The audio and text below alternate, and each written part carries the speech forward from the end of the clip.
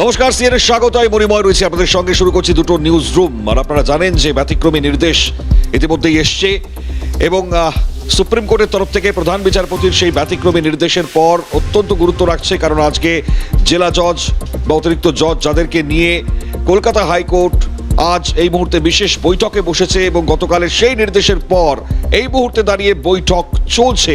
তাই দুটো নিউজ রুমে আজকে অবশ্যই নজর রাখতে হবে বাংলায় এসআইআর এবং সেই বিশেষ পরিস্থিতি, নজিরবিহীন সিদ্ধান্ত, সেই জায়গায় বৈঠক কতটা গুরুত্ব রাখবে, এই মুহূর্তে বৈঠকের কি অবস্থান, গোটা বিষয় গোটা ছবি আপনাদের সঙ্গে এই মুহূর্তে শেয়ার করবো আমরা। বৈঠকে রাজ্যের মুখ্য নির্বাচনী আধিকারিক মনোজ আগরওয়াল তিনি উপস্থিত হয়ে গিয়েছেন, মুখ্য সচিব নন্দিনী চক্রবর্তী, মনোজ পান্ডে, তারা প্রত্যেকে এই মুহূর্তে উপস্থিত। এক এক করে সেই ছবিগুলো সামনে এসছে। অ্যাডভোকেট জেনারেল, সলিসিটর জেনারেল প্রত্যেকে এই মুহূর্তে উপস্থিত। রাজ্যের এসআইআর সংক্রান্ত যে অচলাবস্থা সেটা কাটাতে এই বৈঠক অত্যন্ত গুরুত্ব রাখবে। ফলত এই বৈঠক থেকে আপাততভাবে কি গুরুত্ব তা জানবার চেষ্টা করি। অভিরূপা হাজরা আমাদের সঙ্গে রয়েছেন, সরাসরি চলে যাবো অভিরূপার কাছে। অভিরূপা, আপাতত বৈঠকের পরিস্থিতি সেটা কোন জায়গায় রয়েছে জানা?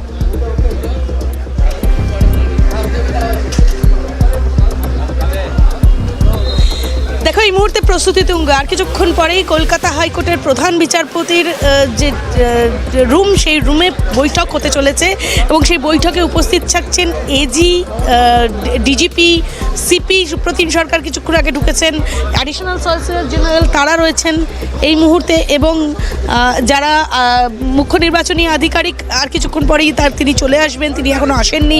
মুখ্য নির্বাচনী আধিকারিকের দফতরের অন্যান্য যে আধিকারিকরা তারাও আর কিছুক্ষণ পরেই চলে আসবেন, তারাও এই বৈঠকে উপস্থিত থাকবেন। রাজ্যের তরফ থেকে যারা যারা উপস্থিত থাকবেন, পাশাপাশি অ্যাডিশনাল সলিসিটর জেনারেল কেন্দ্রের তরফ থেকে তিনি উপস্থিত থাকবেন এবং সুপ্রিম কোর্টের নির্দেশ মতো সেই সমস্ত টিমকে নিয়ে আজকে বৈঠক হবে। প্রধান বিচারপতি সুজয় পাল, কলকাতা হাইকোর্টের প্রধান বিচারপতি সুজয় পাল তিনি থাকবেন এবং এই বৈঠকে মূলত আগামী দিনে এসআইআর নিয়ে তাদের কি সিদ্ধান্ত এবং এসআইআর নিয়ে সুপ্রিম কোর্টের যে নির্দেশিকা রয়েছে যে লজিক্যাল ডিসক্রিপেন্সি যাদের রয়েছে তাদেরকে বাদ দেওয়া যাবে না, তাদেরকে লিস্টে ইনক্লুডেড করতে হবে এবং তার জন্য কী কী ব্যবস্থা করতে হবে, বা যাদের সমস্যা রয়েছে বা সেক্ষেত্রে 1,40,000 যেটা বারবার মনে করা হচ্ছিল যে তাদের নাম তোলাই গেল না লিস্টে, বা সেক্ষেত্রে সেই অ্যাপ বন্ধ হয়ে গেল, এই যে অভিযোগ উঠছিল বিএলও ইয়ারোর ওপর সমস্ত দায়ভার চাপিয়ে দিয়ে ওই যে বৈধ ভোটাররা তারা কিভাবে ইনক্লুডেড হবে সে সম্পর্কে কমিশন স্পষ্ট কোনো ধারণা দিচ্ছিল না। এই অচলাবস্থার মধ্যেই সুপ্রিম কোর্ট যে নির্দেশিকা দিয়েছে যে কলকাতা হাইকোর্টের প্রধান বিচারপতির তত্ত্বাবধানে জুডিশিয়াল টিম ঠিক করবে কিভাবে এই বাদ যাওয়া যারা বৈধ ভোটার তাদের নাম কিভাবে ইনক্লুডেড করা যায়। 28 তারিখ সামনে বৈঠকের লিস্টের শেষ দিন বা ডেডলাইন দিয়ে দেওয়া হয়েছে, কিন্তু যে লিস্ট বেরোবে সেটা শেষ লিস্ট নয়, বলা হচ্ছে এরপরে সাপ্লিমেন্টারি লিস্ট বেরোবে এবং তাতে ইনক্লুডেড হবে কিভাবে নামগুলো, সেটাই ডিসাইড করবেন প্রধান বিচারপতি এবং জুডিশিয়াল অফিসাররা। এই জুডিশিয়াল অফিসারদের নিয়ে বৈঠক আর কিছুক্ষণের মধ্যেই শুরু হবে। যে সমস্ত পক্ষ রেডি হয়ে গিয়েছে, শুধুমাত্র কমিশনের পক্ষ থেকে কমিশনের মুখ্য নির্বাচনী আধিকারিক তিনি এখনও এসে পৌঁছাননি।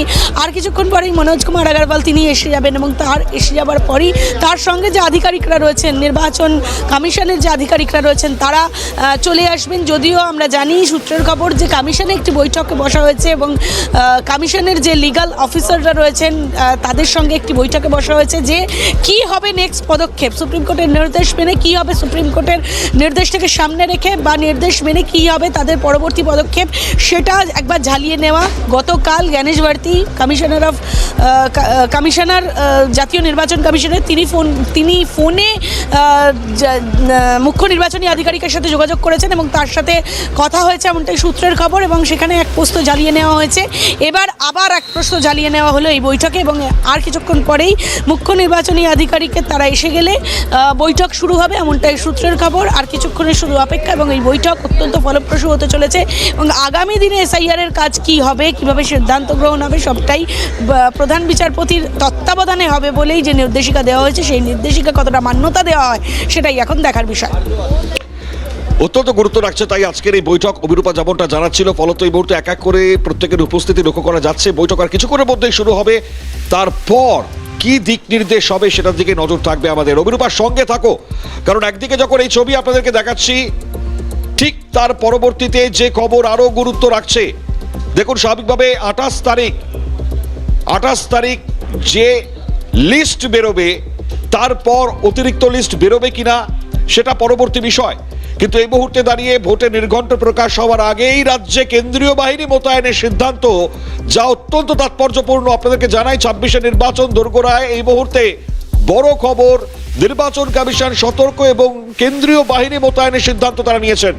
ভোটের তারিখ ঘোষণার আগেই রাজ্যে আসছে কেন্দ্রীয় বাহিনী, যে স্বরাষ্ট্র মন্ত্রকের তরফ থেকে এই মুহূর্তে নির্দেশিকা সামনে এসছে, তাতে নির্বাচনের আগেই সিআরপিএফ মোতায়েন এবং যেমনটা আমরা জানতে পারছি 1 মার্চ এবং 10ই মার্চ দুটি দফায় মূলত কেন্দ্রীয় বাহিনী আসবেন রাজ্যে। যেমনটা জানা যাচ্ছে 480 কোম্পানি কেন্দ্রীয় বাহিনী পাঠাচ্ছে অমিত শাহের মন্ত্রক, এবং সেখানে 1 মার্চ রাজ্যে আসবে 240 কোম্পানি কেন্দ্রীয় বাহিনী। এরপর 10ই মার্চ আরও 240 কোম্পানি কেন্দ্রীয় বাহিনী বাংলায় আসবে। ফলত সব মিলিয়ে 480 কোম্পানি কেন্দ্রীয় বাহিনী বাংলায় আসতে চলেছে। কতটা তাৎপর্য রাখছে? আইন শৃঙ্খলার পরিস্থিতি কি সব থেকে বড় প্রশ্নের জায়গায় বাংলায়? এসআইআর পদক্ষেপে যা ছবি সামনে এসছে, আমরা অভিরূপা হাজরার কাছে অবশ্যই এক্ষেত্রে আসবো। অভিরূপা, আমরা জানি গতকালও যেভাবে পুলিশ বা আইন শৃঙ্খলার ক্ষেত্রে আবারও একখানা বক্তব্য রাখা হয়েছিল, সুপ্রিম কোর্টের তরফ থেকে সতর্ক করে দেওয়া হয়েছিল, তারপরেই কেন্দ্রীয় বাহিনী আনার সিদ্ধান্ত স্বরাষ্ট্র মন্ত্রকের, এটা কতটা গুরুত্ব রাখে?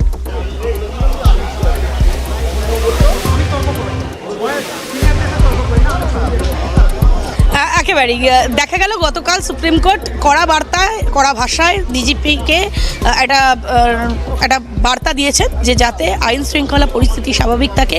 সামনেই বিধানসভা নির্বাচন রয়েছে, সেই বিধানসভা নির্বাচনকে কেন্দ্র করে কোনো জায়গায় রক্তপাত যেন না ঘটে, সেটা আইন শৃঙ্খলা পরিস্থিতির সঙ্গে নির্বাচন কমিশনের সঙ্গে সখ্যতা বজায় রেখে বা একটা লিয়াজো মেনটেন করে তাদেরকে কাজ করতে হবে, এমনটাই একটা কড়া বার্তা দেওয়া হয়েছিল। সেই কড়া বার্তার মাঝেই দেখা গেল যে আজকে সকালবেলায় একটি নোটিফিকেশন ইস্যু হয়েছে নির্বাচন কমিশনের দপ্তরের তরফে, একটি দেওয়া হয়েছে এই নোটিফিকেশন, যেটা ইস্যু হয়েছে স্বরাষ্ট্র দপ্তরের পক্ষ থেকে।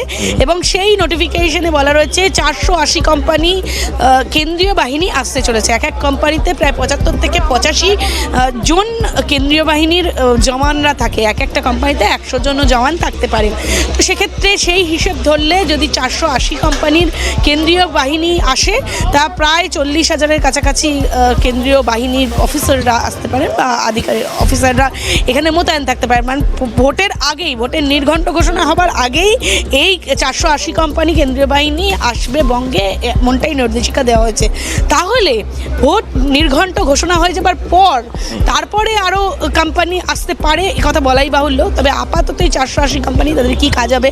1 মার্চ প্রথমার্ধে আসছে 240 কোম্পানি, আবার 10ই মার্চ পশ্চিমবঙ্গে আসছে 240 কোম্পানি। এই যে 240 কোম্পানি এবং 240 কোম্পানি সারা পশ্চিমবঙ্গে মূলত মনে করা হচ্ছে উত্তরবঙ্গ এবং দক্ষিণবঙ্গকে ভাগ করে দেওয়া হবে, 240 এবং 240।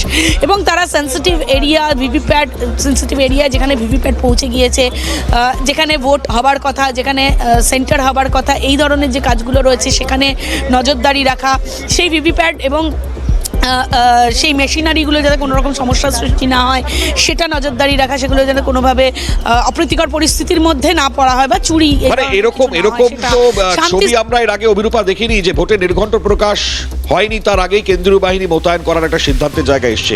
মানে এসআইআর আবহটা কতটা গুরুত্ব রাখছে? রাজ্যে আশঙ্কা হবেই এটা ধরে নিয়েই কি কেন্দ্রীয় বাহিনীকে এতটা তাড়াতাড়ি মোতায়েনের সিদ্ধান্ত নেওয়া হলো? অবশ্যই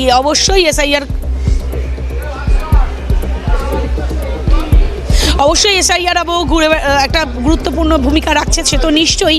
তার সঙ্গে সুপ্রিম কোর্টের অবজারভেশনও একটা গুরুত্ব রাখছে, কথা বলাই বাহুল্য। সুপ্রিম কোর্ট যেভাবে কালকে ডিজিপিকে বলেছেন বা কড়া বার্তা দিয়েছেন যে আরও বেশি সতর্ক হতে, আরও বেশি নিজের কাজের ব্যাপারে বা পশ্চিমবঙ্গের নিরাপত্তার ব্যাপারে আরও বেশি ওয়াকিবহাল হতে, সেক্ষেত্রেই হয়তো নির্বাচন কমিশন সিদ্ধান্ত নিয়েছে যে তাদের বাহিনীর প্রয়োজনীয়তা রয়েছে, এরকম হয়তো হোম অ্যাফেয়ার্সকে জানানো হয়েছিল এবং তারপরে স্বরাষ্ট্র মন্ত্রকের পক্ষ থেকে এই নির্দেশিকা জারি করা হয়েছে। ফলে তো এখানে গুরুত্ব রাখছেই পশ্চিমবঙ্গের বিধানসভা নির্বাচন, যে কোনো নির্বাচনই পশ্চিমবঙ্গে গুরুত্ব পায়, কথা বলাই বাহুল্য।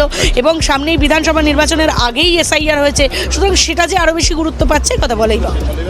ধন্যবাদ অভিরূপা সরাসরি থাকবার জন্য, কারণ এই মুহূর্তে দাঁড়িয়ে এক এক করে প্রত্যেকের উপস্থিতি আমরা তো লক্ষ্য করছি। ফলত সুপ্রিম কোর্টের নির্দেশের পর আজকের একদিকে যখন বৈঠক খুব গুরুত্ব রাখছে, অন্যদিকে দাঁড়িয়ে কেন্দ্রীয় বাহিনী মোতায়েনের সিদ্ধান্ত অত্যন্ত তাৎপর্যপূর্ণ। বিজেপির তরফ থেকে প্রতিক্রিয়া জানাই এই মুহূর্তে রাহুল সিনহার পক্ষ থেকে টেলিফোনিক প্রতিক্রিয়া পাওয়া গিয়েছে, কি বলছেন তিনি শুনুন। আইন শৃঙ্খলা যাতে সঠিক থাকে, ঠিকভাবে যাতে সমস্ত কার্য হতে পারে, তার জন্য এই কেন্দ্রীয় বাহিনী আসার রীতি অনেক আগে থেকেই এটা শুরু হয়েছে। আগে কেন্দ্রীয় বাহিনী শুধু ভোটের সময় আসতো, এখন কেন্দ্রীয় বাহিনী শুধু ভোটের সময় নয়, এখন কেন্দ্রীয় বাহিনী ভোটের আগে থেকেই তারা এর সমস্ত ব্যবস্থা বন্দোবস্ত করতে থাকে। অতএব সেই অনুযায়ী কেন্দ্রীয় বাহিনী এসছে। তৃণমূলের এখন বাহিনী দেখলেই চিন্তা উঠে যায়, কারণ এখন সেই ব্যাপারে তো কিছু করার নেই। শান্তিপূর্ণ হোক, সেটা ইলেকশন কমিশন চাইছে। বাম কংগ্রেস তৃণমূলকে কি বলছেন কেন্দ্রীয় বাহিনী মোতায়েন নিয়ে, শুনুন। যতক্ষণ পর্যন্ত না চূড়ান্ত তালিকা প্রকাশ হচ্ছে ততক্ষণ পর্যন্ত নির্বাচন কমিশনের আওতায় এই রাজ্যের প্রায় সমগ্র প্রশাসন রয়েছে। কারণ রাজ্যের সমস্ত কনস্টিটিউয়েন্সিতেই ভোটার তালিকা সংশোধনের কাজ চলছে এবং সুপ্রিম কোর্টের সর্বশেষ যা ভার্ডিক্ট আছে তার ভিত্তিতে 28শে ফেব্রুয়ারি ভোটার তালিকা সম্পূর্ণ প্রকাশ হচ্ছে না, এবং নেক্সট সম্পূর্ণ প্রকাশ না হওয়া পর্যন্ত নির্বাচন কমিশনের এখতিয়ারই সমস্ত প্রশাসন থাকছে। সুতরাং নির্বাচন কমিশন এই ভোটার তালিকা সংশোধনের প্রক্রিয়া যতক্ষণ পর্যন্ত চালু থাকবে, ভোটের দিন ঘোষণা হলো কি না হলো তার সাথে এই বাহিনী নিয়োগ করার প্রশ্ন জড়িয়ে নেই। আমরা চাইবো যথার্থভাবে ব্যবহৃত হোক যে যা অপকর্ম আছে, যা ভোটার তালিকা তৈরি করার ক্ষেত্রে বাধা আছে, সে বাধা অতিক্রম করার জন্য সেন্ট্রাল বাহিনী তারা ব্যবহৃত হোক, এটাই আমরা চাই। 480 কোম্পানি আসুক আর 960 কোম্পানি আসুক, বিষয়টা হচ্ছে কেন্দ্রীয় বাহিনীকে নাগরদোলায় চড়িয়ে রাত্রিবেলা বিভিন্ন ধরনের এন্টারটেনমেন্টের ব্যবস্থা করিয়ে তৃণমূল কংগ্রেসের প্রশাসন বসিয়ে রাখবে না তো, তাদের রুট মার্চ করাবে তো, এরিয়া ডমিনেশন করাবে তো। এই প্রশ্নগুলো আগে নির্বাচন কমিশনকে করুন, কারণ ভারতীয় জনতা পার্টির সঙ্গে তৃণমূল কংগ্রেসের যে সেট আপ আছে তাতে আমার তো মনে হয় না কেন্দ্রীয় বিজেপি বা কেন্দ্রীয় সরকার কোনদিনই চায় এই দুর্বিনীত তৃণমূল কংগ্রেস সরে যাক, কারণ সরে গেলেই জাতীয় কংগ্রেসের নেতৃত্বে এক নতুন সমীকরণ 2026-এ পশ্চিমবঙ্গে দেখা যাবে। তো সেই কারণে এইসব করা, এইসব নাটক করা। নির্বাচন কমিশন নির্বাচনের আগে, ঘোষণার আগেই যদি এই কাজ করে, আপনারা বলছেন যে 1 তারিখে আসবে প্রথম বাহিনী, যদি নির্বাচন ওরা 28 তারিখে ঘোষণা করে তাহলে তাতে কোনো অন্যায় নেই। কিন্তু নির্বাচন ঘোষণা যদি করে 5 তারিখ কি 7 তারিখ, তাহলে এটা অতি অসাংবিধানিক কাজ হবে, রাজ্যের এখতিয়ারে হস্তক্ষেপ হবে। নির্বাচন ঘোষণার আগে কিন্তু কোন রকম সৈন্য প্রয়োগ বা আধা সামরিক বাহিনী নিয়ে আসাটা অসাংবিধানিক কাজ, অনৈতিক কাজ। এই অধিকার নির্বাচন কমিশনের নেই। রাজ্যের নির্বাচনী যে পরিস্থিতি তাতে এসআইআর আবহ গুরুত্ব রাখছে, লাগাতার প্রতিক্রিয়া তো আপনাদের সামনে শেয়ার করছি আমরা। আর এরই মধ্যে রাজ্যের বিভিন্ন অংশে বিভিন্ন অভিযোগ সামনে এসছে, তো সেগুলো নিয়েও ফিরবো একটা দ্রুত বিরতির পর। সঙ্গে থাকবেন।